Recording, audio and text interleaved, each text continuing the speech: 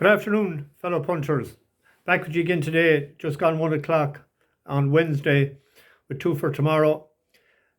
People might be wondering, newcomers to the channel, why do I record at 1 o'clock? The reason is I drive a bus and I bring special needs kids to school, national school and secondary school. Not that many of them, but I have a special needs assistant on the bus with me, and each of them you have to take great care with them. So I'll be gone at 28 in the morning, back at 10 o'clock, and I'm gone again at 1:30, not back until 5.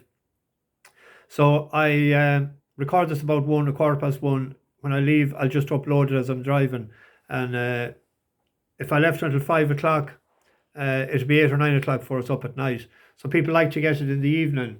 So I put up an idea a couple of days ago about people sharing their selections or fancies, and worked pretty well yesterday. Stephen Pitt's selection, Wolverhampton, finished second in the first race at Newbury at 28-1, and he tipped it up at 33-1. So that's very good, and maybe a few got on. We've got a going update as well from Louis, which is good as well because the going can change. I do all the work for these videos 2 days in advance, so the going can change.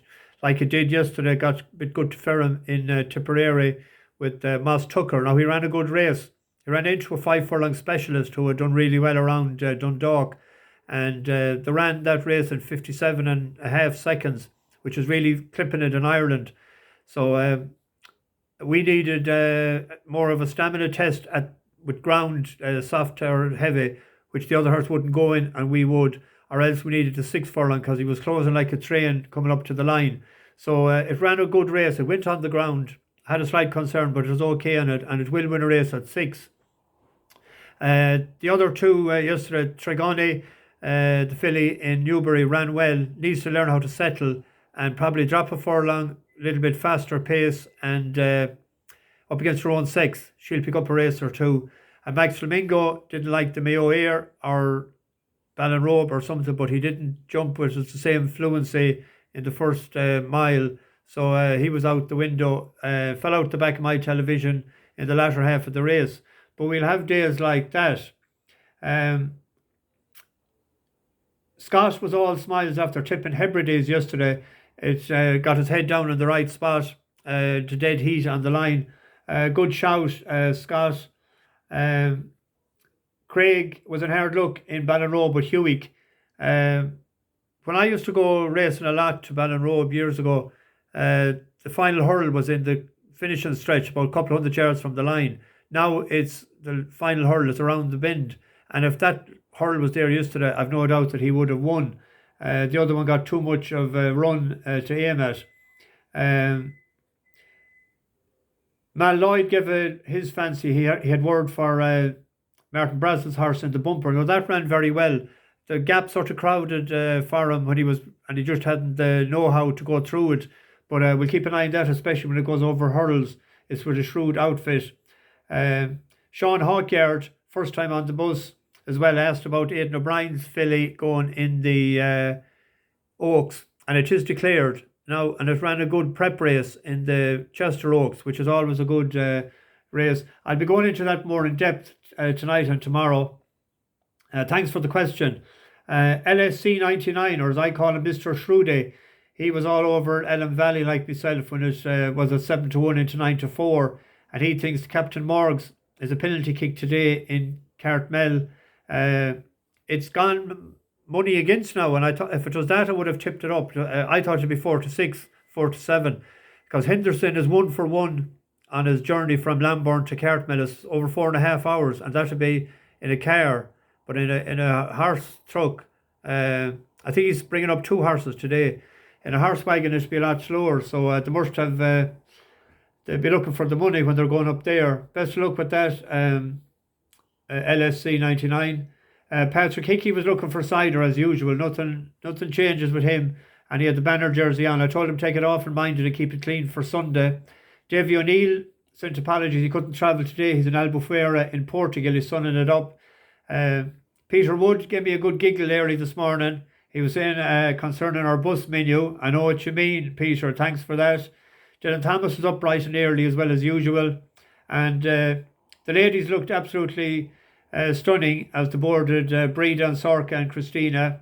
And Dane Speed is sure I'm on the wrong horse in the 2:30. He thinks Beggarman will win. So if mine doesn't, I hope yours do. And we might do a reverse forecast.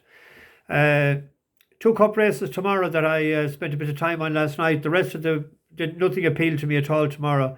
And in the Curragh to 720, the Curragh, the King George Cup, it's a mile 4 for 3-year-olds. Aidan O'Brien has won 4 out of the last 6, and 4 of the last 7 runnings of this has been won by the favourite, Martinstown. That's the name of JP's estate in Limerick, isn't it?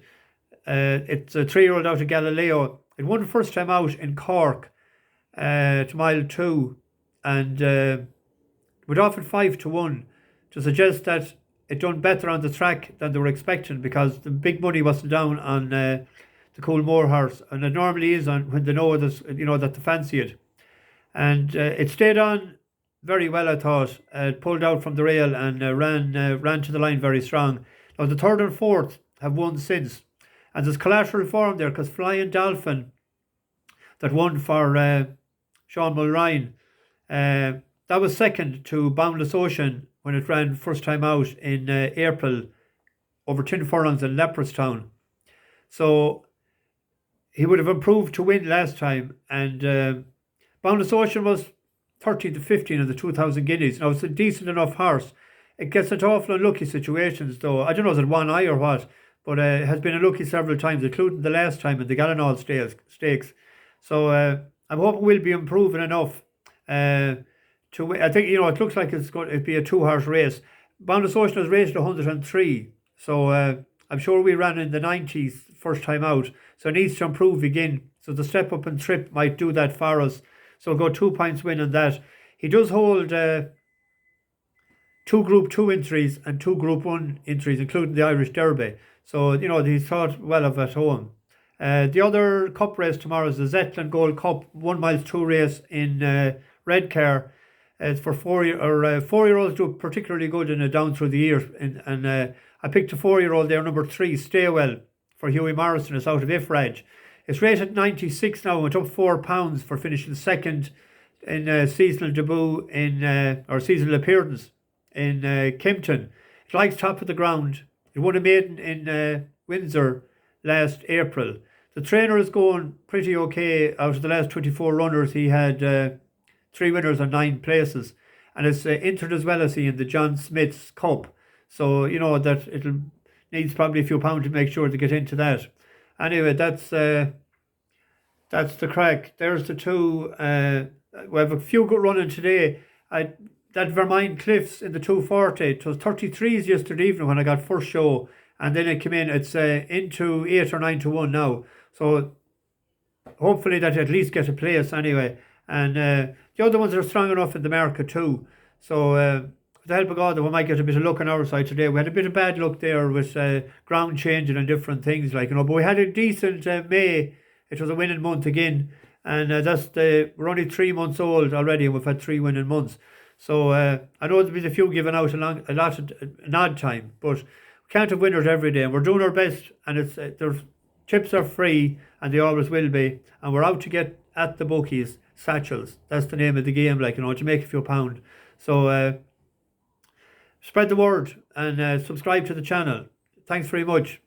I was going to sing a song, but I haven't enough time. I'll do it again. Bash the bookies. Over and out.